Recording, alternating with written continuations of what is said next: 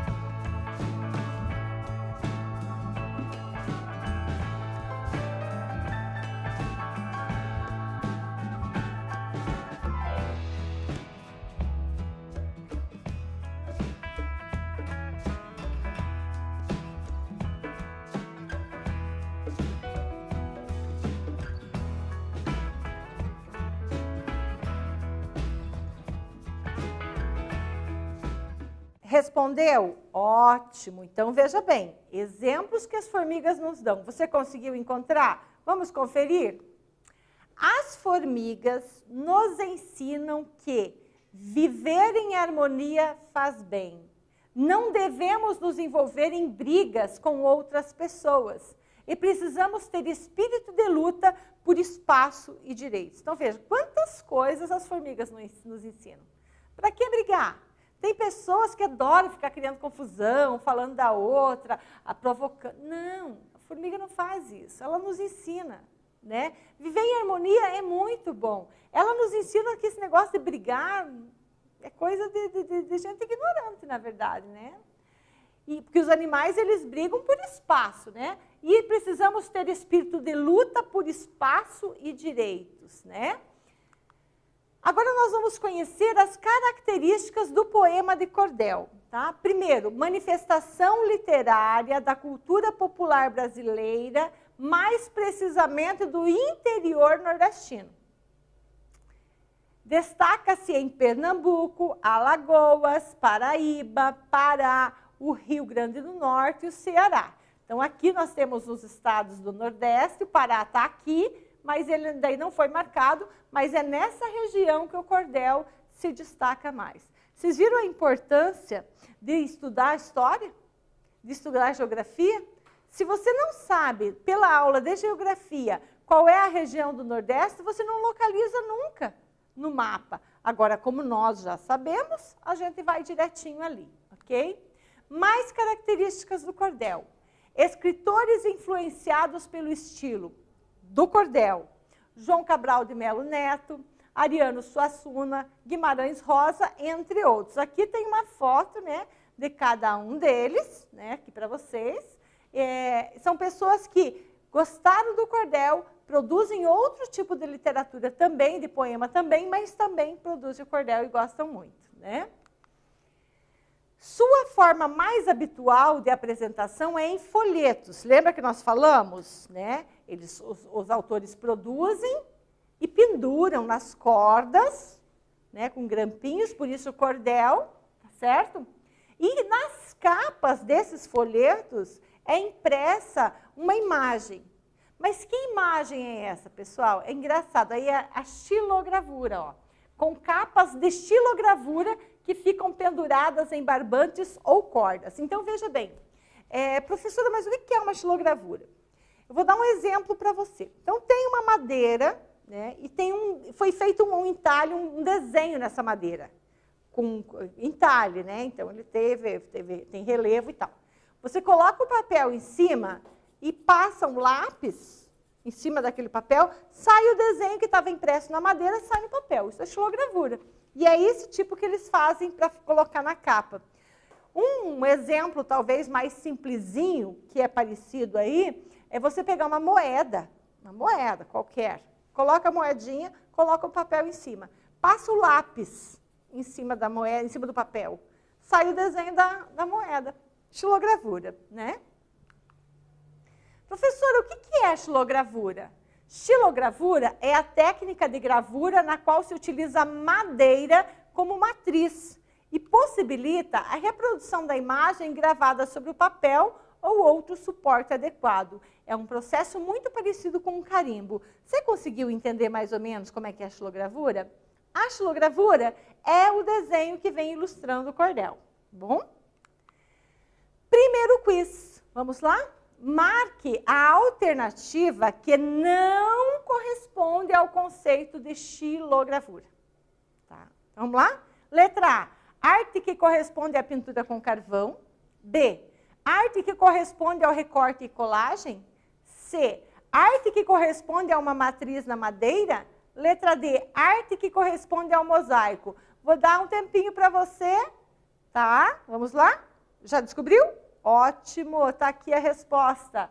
A arte que corresponde à gravura em uma matriz na madeira é essa a nossa resposta. Acertou, né? Eu sabia. É porque a gente já tinha discutido isso bastante.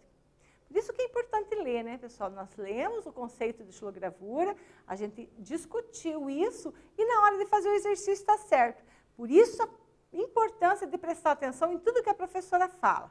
Seja professora de português, de matemática, de ciência, de história, de arte, de geografia, de educação física, não importa, de ensino religioso, prestar atenção no professor, porque o professor vai trazer para nós, né, a trilha do conhecimento. É ótimo, a figura do professor é muito importante. Relembrando, pessoal, as características do poema de cordel.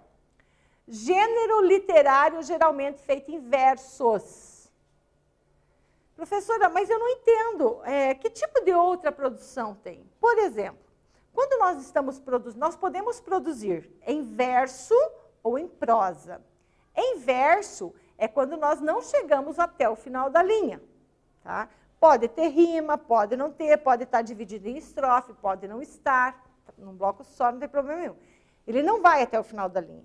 Então, quando ele diz, né, o Boi, Zebu e as Formigas, ele está escrito em versos. Quando nós lemos sobre o cordel, está escrito em versos. Outra possibilidade é estar escrito em prosa. E como é estar escrito em prosa? A professora vai voltar aqui, ó. Ó, isso aqui é uma escrita em prosa. Você começa no começo da linha e vai até o final da linha. Qualquer texto narrativo que você vai ler, ele está escrito em prosa. Você vai ler um artigo de opinião, você vai ler um bilhete, você vai ler uma carta, tudo escrito em prosa, tá bom? Afasta-se do cânone à medida que incorpora uma linguagem de temas populares. O que é afastar-se do cânone? A língua portuguesa, então, né, nós temos a norma padrão da língua. Todas as variantes linguísticas, nós temos um núcleo que ela é a base para tudo. Mas todas as variantes linguísticas estão corretas e são respeitadas, tá certo? Porém, na literatura, o cânone é aquela poesia que está de acordo com as norma padrão da língua. Isso é o cânone. Aí é o cordel, porque se afasta desse cânone, como nós vimos no poema O Boi, Zebu e as Formigas, que ele coloca lá, exemplo, trabalhando, né? Porque usa essa linguagem, ele se afasta do cânone. Ele usa, inclusive, temas populares, como nós já vimos ali, né? Às vezes, os próprios autores divulgam a sua arte. Eles produzem o cordel e vão levar a vender na feira. Como que tem a outra possibilidade?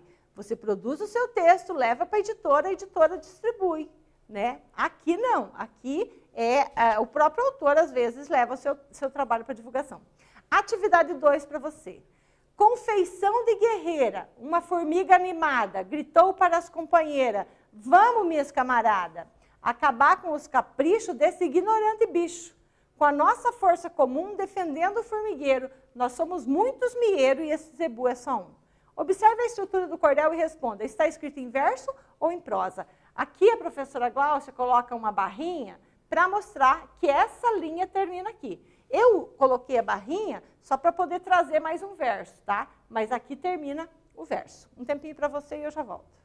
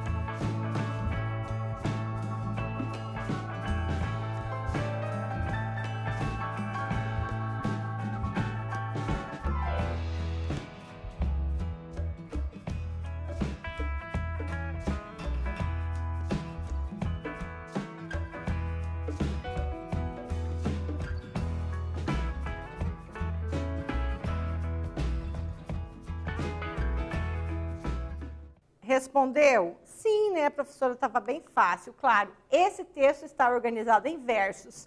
Tem ritmo, tem rimas e musicalidade. Ó, com afeição de guerreiro, uma formiga animada gritou para as companheiras: vamos, minhas camaradas. Percebem o ritmo? Vamos conhecer as características do poema de cordel. Principais características da linguagem agora, tá? Linguagem coloquial, que é essa linguagem que nós usamos no dia a dia. Uso de humor, ironia e sarcasmo. Tira sarro de alguém. Como é que vocês falam? Fica tirando? Fica me tirando? É isso? Fica tirando da situação social, ou religiosa, ou de saúde, né? Temas diversos, folclore brasileiro, religiosos, profanos, políticos, episódios históricos, realidade social, etc. Presença de rimas, métrica e oralidade. Métrica é os versos, por exemplo, eles têm várias sílabas poéticas, assim, todos eles têm o mesmo número. Isso é métrica, tá, pessoal? Ah, professora, mas tem versos que tem número de sílabas diferentes. Não tem problema, é porque o autor quis assim também, ok? Você sabe o que é ironia e sarcasmo? Ironia, quando se apresenta uma ideia contrária do que realmente está sendo apresentado. Sarcasmo é uma ironia amarga, uma zombaria em decorrência de uma comparação realizada. Isso aqui é um conceito que mais tarde vocês vão desenvolver melhor, ok? Atividade 3, pessoal. Tanta formiga chegou que a terra ali ficou cheia. Formiga de toda a cor, preta, amarela e vermelha. No boi zebu se espalhando, cutucando e pinicando, aqui e ali tinha moio, e ele com grande fadiga, porque já tinha formiga até por dentro dos olhos. Observe a linguagem e explique por que ela está em uma variante linguística regional. Um tempinho para você e eu já volto.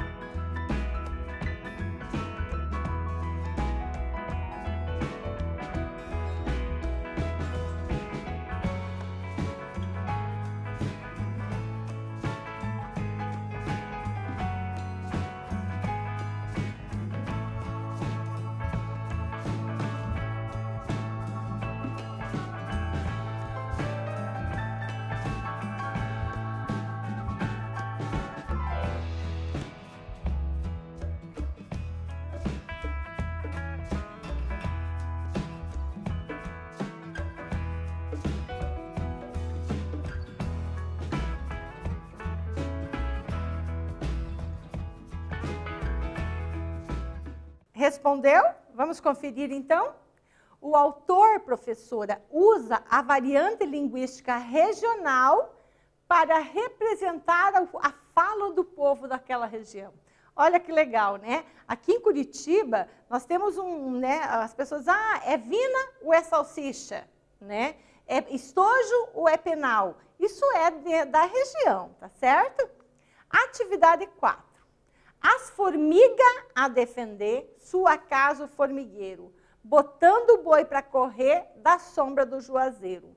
Mostraram nessa lição quanto pode a união. Nesse meu poema novo, o boi zebu quer dizer que é os mandão do poder e as formigas é o povo.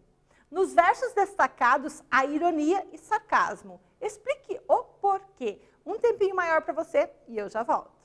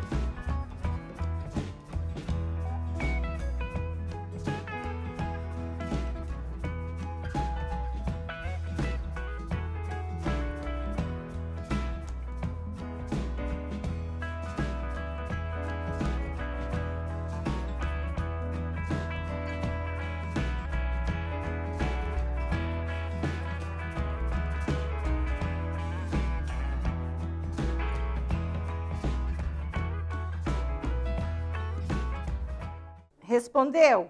Ótimo. Vamos lá então, ó, correção.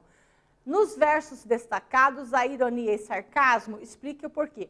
O autor usa a ironia ao zombar do boi forte e impotente. Na verdade, ele é forte, mas ele é impotente, que é atacado por formigas frágeis e pequenas e foge delas. Estão vendo?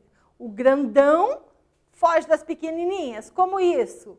E depois compara essa situação com a relação entre o povo e aqueles que detêm o poder. Ou seja, quantas pessoas são as poderosas do poder?